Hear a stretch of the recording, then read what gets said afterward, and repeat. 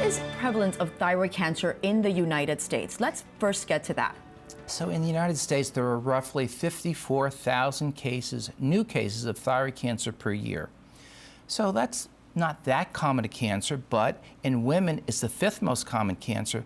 But what's really interesting about thyroid cancer is its incidence rate is increasing dramatically, not just in the United States, but worldwide. You say it's controversial because there's an issue with overdiagnosis. Can you explain that? Yeah. So overdiagnosis is a serious medical problem. So we have the ability to diagnose thyroid cancers at the very earliest stages, when they're tiny, less than 1 centimeter in size.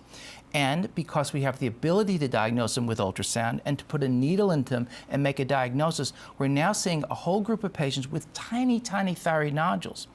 They get a diagnosis of cancer, they get referred to a surgeon, they get an operation, and they're probably going to do fine. But in fact, those nodules have been there for millions of years in the population of humankind, and those patients were not dying from thyroid cancer. So in spite of the fact that many more patients are being diagnosed with thyroid cancer, the death rate from thyroid cancer is absolutely flat and has been flat for the past 20 years.